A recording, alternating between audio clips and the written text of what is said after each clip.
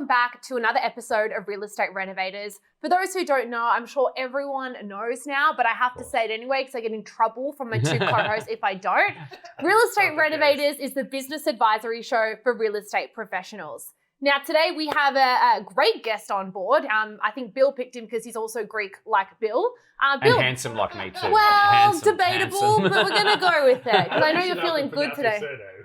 Findikakis. Wow. It's well done. Thank you. Well Thank done. you. I am European, so I can, accentuate some words. But Bill, take it away. Tell us all about Mr. Manos Findikakis. So Manos is a great client of ours at PropTech Group, and he's had Eview Group now for the last 15 odd years. Before they had a very successful agency in his own right, and actually prior to that, he was actually in hospitality with a very successful business. So being an entrepreneur for a long time, he's even written a book about business as well and entrepreneurship. So you can look that up as well. But in the last 15 years, Eview Group has grown to over 84 offices, 413 employees, hugely successful, and really look forward to having a chat to him throughout the next sort of period. Super fascinating conversation ahead, guys, where we really sort of draw into his recruitment strategy, the culture, and the success behind the Eview Group. So we look forward to this episode with Manos Findikakis. And welcome, we have the man that we've just introduced, Manos Findikakis. Thank you so much for taking your time to come down and be with us today, Manos. Thanks for having us, Chanel. Really excited to be here. Great to have you. A big trip down from a beautiful part of the world of Mornington Peninsula. Yes, it has been. It's a beautiful day, and to come to this part of the world and be up on the penthouse floor to have all these beautiful views, sensational. Really glad to be here. No, thank you so much. So let's start, Manos. It all started for you in November of 2006 on the Mornington Peninsula. Let's fast forward to today. How did you grow to 84 agencies with over, to be specific, guys, 413 employees today in Australia? With a lot of passion and a lot of belief and a lot of grind, to be truthful, and obviously to follow a vision. When we entered real estate, I came into real estate absolutely kicking and screaming. I actually came into it because I lost a bet with my wife, my beautiful wife, Maria. And She's we're still a business married. partner as well, Yes, she is. We're still married. So I don't know. After May I ask what the bet was? Yeah, so I was running a hospitality business at the time, Flaky Jake's Fish and Chips. So those people on the Mornington Peninsula in the southeast would probably know the brand. We had 7 stores. We had about 200 employees, all aged between the age of 15 to 18. You can imagine the hormone levels we had to deal with. And a Greek with a fish and chip shop. I That's know, unique, isn't it? Never heard that one before. It was a chain of store. Yeah, I know. That's You a worked fair in one, call. didn't you, Chanel? Yeah. That was a kebab shop, thank you very much. And Manos, I've got to ask, what bet did your wife lose to still have to be married to you now? Yeah. my business partner, Arthur, goes, Manos, you'll all at our wedding. He was also my best man, Arthur Prios. Lovely and great gentleman. And he said to me, Manos, you'll always wear the pants in the family, but Maria's always going to choose the colour and how right that's been. But, fast forward, lost a bet with her. She was really passionate about, we had this very successful chain of hospitality stores. But it's obviously for those people who've been in hospitality, it's a tough gig. It's 6-7 days a week. It's really, 7 in the morning, 11 o'clock at night. You're always on, hard work. And my wife was always looking for the opportunity to have a bit of a lifestyle change because it wasn't really a great lifestyle. She always looked at opportunities, and someone said to her, "You'd be really good at real estate." And from that comment, she entered into real estate, found a job. 1 year later, got in before you. yeah, Interesting. I came into real estate absolutely kicking and screaming, Chanel. Oh. Really trying to keep a long story short. We entered real estate because I lost a bet. She fell in love with real estate. Real estate fell in love with her, and she wanted her own office. But we couldn't do both, and we had to make that sort of decision. She secured an office. I lost the bet. And then I came into real estate. 413 employees. One would say real estate loves you too. Yeah. 100%. Good bet to lose. It was. The first 9 months I came to work in a denim suit. Make sure Denim suit? Denim suit. Oh, Chanel, right. I wasn't, I didn't, I was stuck in the 80s. It was the 80s. It was, almost. the opportunity that I had coming into it without listing and selling and not being an on-the-ground salesperson really gave me a helicopter view of how actually real estate works. And we entered a franchise business, so we were part of a franchise. We had a small office on the Mornington Peninsula in Frankston East, and from there we grew, our market share from 0 to 55% in our first 12 months. Ended up selling 550 homes in 30 months. So we learned all the mechanics of how to do real estate right, especially the administration side. So, we held that for 3 years. That was from 2003 to 2006. And then we took a whole year off, went overseas and said, we've got to reinvent the space, and came back and started Eview as a new way of doing business. And we've always looked at our agents as our customers. And their customers was obviously the vendors and obviously the landlords. Can we talk about Eview? Because for me, it's a very unique model. It's not a franchise model per se where, it's not branded under Eview. Like no one realizes how many offices you actually do have. I went to one of your awards and I was fortunate enough to be invited, and I was shocked myself, and I know the industry relatively well, but talk us about your model because it's so unique. And we have grown enormously. Last year we clocked on just on $3 billion worth of property sales. So, just under 3,000 transactions. That was last year? Calendar During year. lockdown? Calendar year, yeah. Wow. Yeah, it was. But you're Australia-wide as well. Australia-wide. I guess when we started Eview, we provided a vehicle for our agents to drive. We trained those agents to drive that vehicle left, right, forward, fast as they can, as long as they didn't drive it backwards. And we were the pit crew that serviced that vehicle. And, it was a branded car, vehicle, colour, Eview Real Estate and so forth. But fast forward 10 years into Eview, we've grown to 6 offices. Organic growth. It was a membership model of us providing services. I said, something's wrong with the model. I said, it's a little bit broken. We were expanding to adjacent suburbs, and I saw lead dilution because everyone's the same brand. And then when you talk to the vendors, and this has all been, we were the first ones to come up with the multi-brand real estate network. I said, you know what? We've got to provide the vehicle to our agents. We've got to service it, be the pit crew, train them. But we've got to allow them to personalise a number plate and choose their own colour. And that changed everything for us. As soon as people adapted that mindset and that thinking, suddenly leads exploded for them, their growth, their passion for their own brand.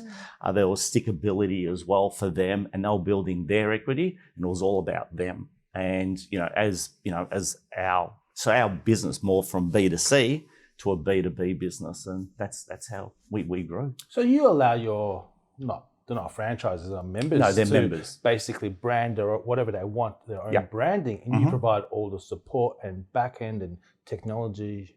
Yeah, definitely. And the way we've expanded is from green sites as well. So it's someone totally who's an established aid in an area, and we create the brand for them, and we do all the market research, all the business planning, to set up everything. And I mean the A to Z of everything in real estate, from your Google business to technology to the company structures to accounting, the whole lot, start to finish. And does it work so if I want a brand, do I just pay per brand? How does a fee? So we have a membership fee because we provide essential services. For our membership fee, it's a 10% turnover. So each office up to $1 million in GCI pays 10%. Once they hit over $1 million, it goes down to 5%. So if an office writes $2 million, they're paying 7.5%. But for that, we provide all the administration services, from answering the phone to doing their sales support, doing their contracts, their trust accounting, the reconciliation, bookkeeping, employment agreements, start to finish. It's like as if an agent. So we've got to think of the agent as the customer. Most agents are great at listing and selling property. And that's their genius work, really, at the end of the day. And there's lots of agents that aspire to be business owners, but some have the skill, but not everyone has the time as well to do it. So we've enabled those agents to do exactly that without being bogged down in the back-end administration and learning everything that needs to know. And as you guys know, there's so much in recruitment, there's so much in legal, there's so much in technology. Mate, it's pretty hard to do it on your own. And so costly as well. Extremely costly. So, yeah, that's our model, and we provide those services, and we use the economies of scale to be able to do that. It was actually easier for us to do it than actually to train their staff and employ staff for them to do it. Do you know what I mean? But it's permeating through every industry now. Oh, where 100%. You know, there's so much information, there's so much technology out there now, and it's about how can you create value. And times have changed, and it sounds like how you're creating value. You're saying, all right, you're good at a certain part of the process. Let us take all that other worry away. And we know anyone that started a business knows how difficult it is and how time consuming it is, and all those things you have to learn from. You have to be a business card designer to a website developer to all those things, and you're taking all that away from you. Say, look, just go out and sell, or go out and manage, or do what you got to do. 100%. And I think the biggest thing about real estate right now for real estate agents is actually understanding what it is that they truly want. Is to run a big business. And we have businesses turning over $6 million in GCI per year, and we have businesses turning over 500, both extremely profitable. Our pillars are support, profitability, and freedom, making sure that they all work in unison. That's what our value proposition is to our agencies. But not everyone aspires to run a team and grow to $6.5 million. We have EBUs where we really structure the EBUs really exceptionally well. And as a lead agent with a couple of assistants, and they're writing over $2 million. And they're extremely profitable. And they have offices and the like as well? 90% of our agencies do have offices. About 10% start off at home as well, but once they start to grow, so we go through, I have a saying, volume is vanity and profit is sanity. The volume is vanity and profit is sanity. So I always look at the volume that an agent is going to do and just say, okay, where can we get biggest bang for your buck, and where can we have profit into your business?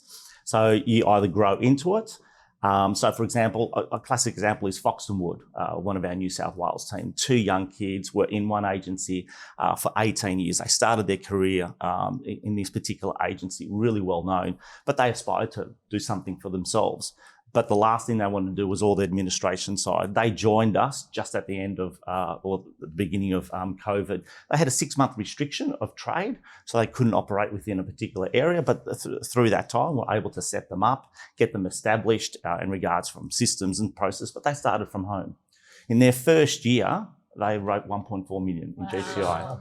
With restriction, right? So you can imagine what they could have done. They had freedom, they had total control, and now they've just moved into their office. So they had heaps and heaps of profit. I mean, you just work out the maths. And you can see the profit without the stress, because they could focus on what they do best. Profit without stress. Wouldn't that be nice? That's the dream. I didn't know it existed, but maybe I should have signed up to Eview. Did you do legal stuff?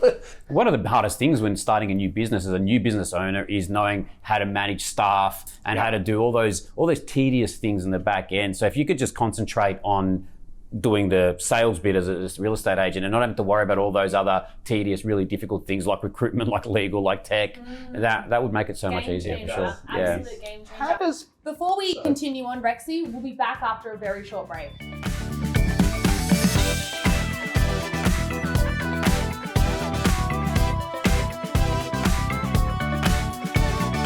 Welcome back. Manos, I want to talk about property management. We've spoken about sales a lot, but what happens with property management? Because it's an administrative task to some extent, and most salespeople probably realize the value in property management, but don't know how to do it themselves. So, what does Eview provide in terms of service? Yeah, so the start to finish. So, property management is one of those parts of the business which is exceptionally necessary, but it's also a distraction from a sales agent doing what they do best, and obviously generating revenue, and that's sales. So you've got to be very, very mindful when you start a property management business that you're not impacting your sales business. So that's number one. So for ourselves, we always identify what the needs are of the individual agent and their skill set. If their skill set is zero in property management, the last thing we want them to be doing is actual property management. So we'll do all their back-end administration services for them and help them get them set up, do their first 10, 15, 20, 30, whatever it is. And then also identify key team members so they can actually employ a property manager. The whole goal is to get a property manager employed. But you need to get a certain economic 100%. You've got to get to 30. Well, it all depends. So again, we talk about buying rent rolls and the investment you have to make in buying a rent roll. And I always say to people, I say, well, okay, let's just pretend you put on a BDM at $100,000 for the year. 100 grand, which would be average for a BDM, a great one. But your sales business can support that, right? So it's 12,000 a month, whatever it is, 8,000 a month, I should say. Your sales business has got the profit to obviously accommodate that. And you and I know from a maths point of view and a economics point of view, if you're using that money to invest in an employee, it's tax deductible income expenses. So it's not actually costing you 8 grand, it's costing you about 5,000. I get really detailed into the numbers. So really, for 5,000 a month, you've got an invested person that's full time building an asset for you.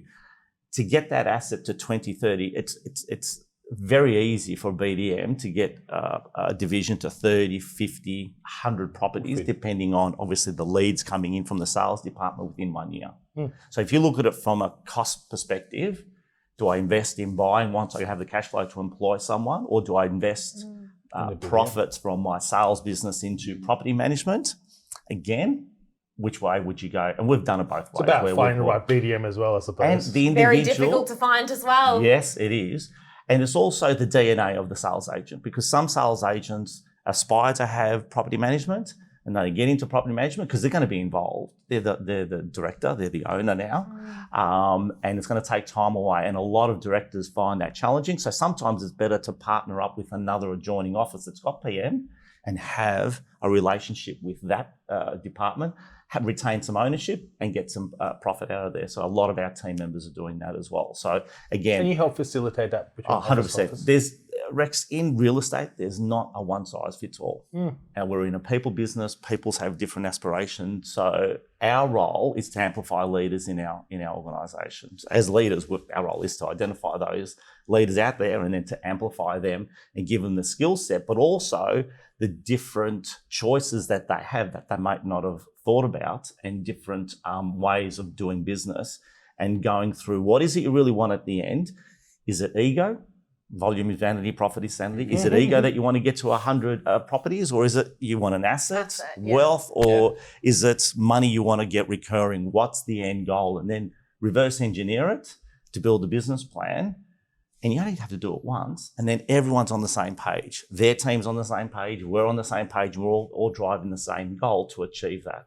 And we have some phenomenal successes in our organisation, from going from 0 to 300-400 within the space of 3 years. Yeah, and being profitable, being debt-free, and there's acquisitions as well. And again, I like acquisitions, but you buy acquisitions when there's a distressed rent roll, not something that's been run perfectly. Yeah. Can I ask, Manos, and I think this is a question on a lot of business owners and a lot of our viewers, lips at the moment, essentially the recruitment problem that people are having. And you seem to not have any sort of issues with it. I mean, you've grown to 400 people. And I think with a lot of businesses, particularly a lot of businesses I work with, they're struggling to find talent. So how did you grow to this size? And what is your strategy in place to be able to speak to people and get that buy-in for them to join Eview Group? It's a great question, Chanel, and I'd love to say we've got the silver bullet for it, and we've been very successful. Obviously when you compare, but it's about doing the grind. It's about giving value out to the community. So one of our big successes is myself and Maria and all our team are big on providing value without any expectation of return. So we're always speaking at conferences, always being seen in the real estate community, out of sight, out of mind, as they say. Always networking with our team, and we really focus that our organisation is a network.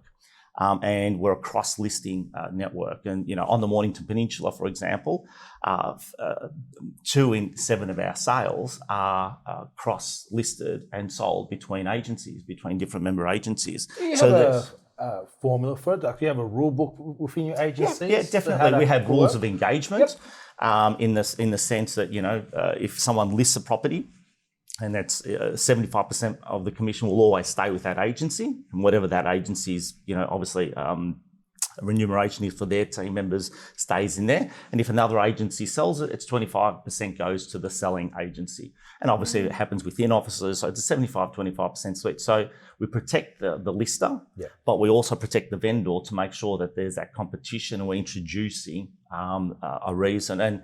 it's huge for our individual directors as well, because when they're in the lounge room, and so why list with one agency when you can list with a network of agencies? Fascinating. Yeah. I think Rex cut off my question a little bit there, as he My tends apologies. to do. Yes. So, Manos, I really want to, like, are you cold calling other Yes. agents? Are you Facebook marketing? Yep. Are you, and then once they're on, what's your retention rate like? Are you holding on to agents for a long period of time? Because it seems like pretty much every business that we're working with are just losing talent and then having to rehire and then losing talent. So what, like, firstly, are you cold calling, headhunting? And then what's your strategy to retaining people in your business? Great.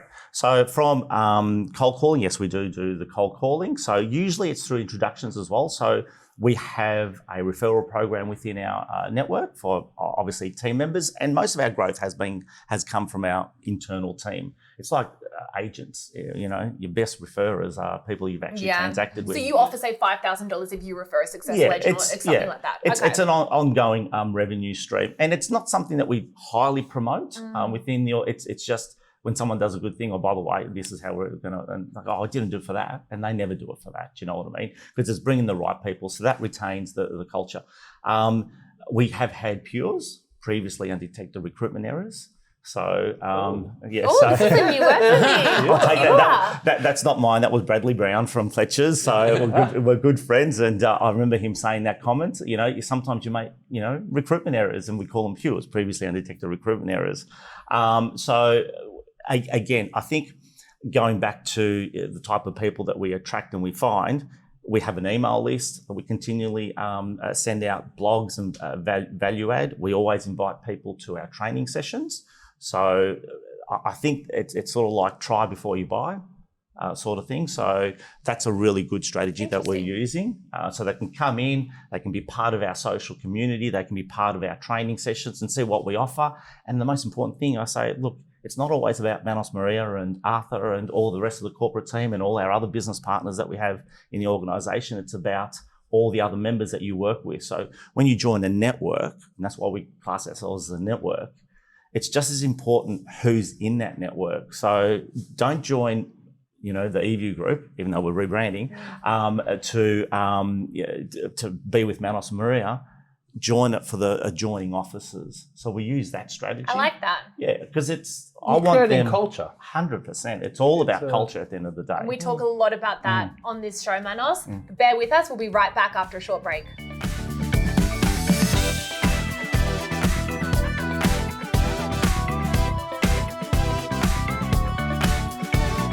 Okay, so this part of the show, we're going to go into a bit more of a discussion, and we're going to talk about a topic that's close to your heart, I know, Manos, so the changing landscape of real estate in Australia. So tell us where we're at in Australia and what do you think is happening moving forward? Yeah, I think there was a lot of talk a few years back in regards to the disruption in real estate coming from the tech players going direct to the consumer.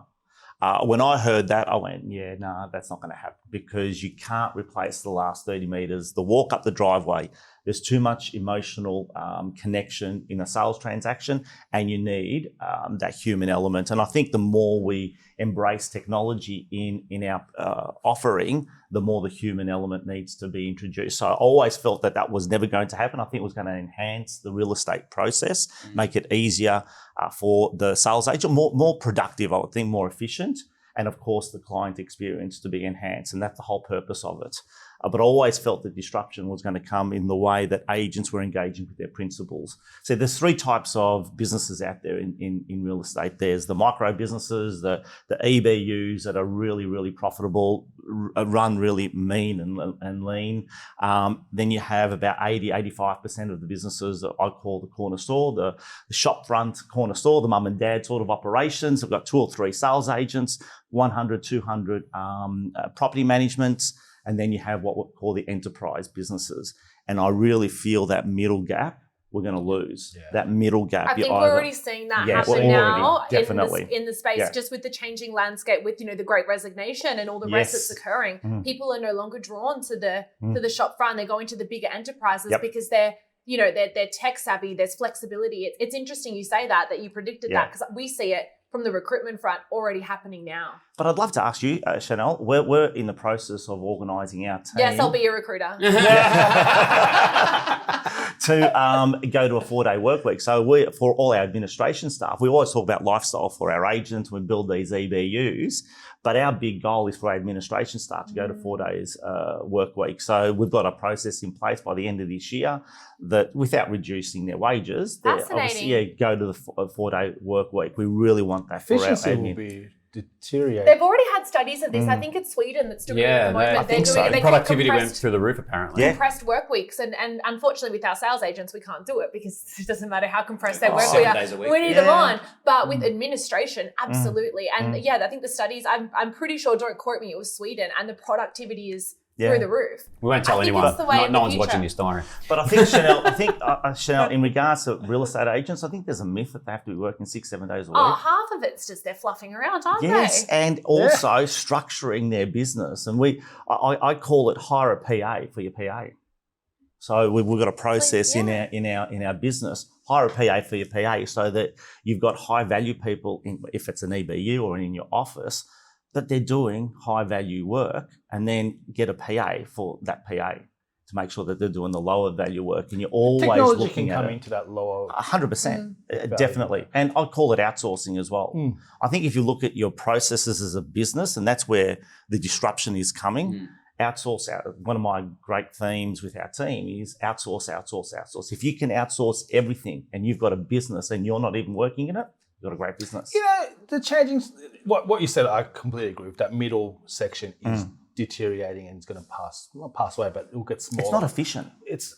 But it's still a service business. Real estate is always going to be a service people. It's about people entrusting you with their biggest asset to sell it or buy their biggest asset. So as much as technology plays a part, and as much as big organizations or enterprises come into it, you still need that people element. Yeah. It's not going to work. Always a human. Tech's an interesting one. You know, a prop tech group, obviously, you know, we're all about the tech and we work together pretty closely, but we've bet the farm on agency in Australia. You know, we haven't developed technology that's going to displace agency because we don't think technology will displace agency.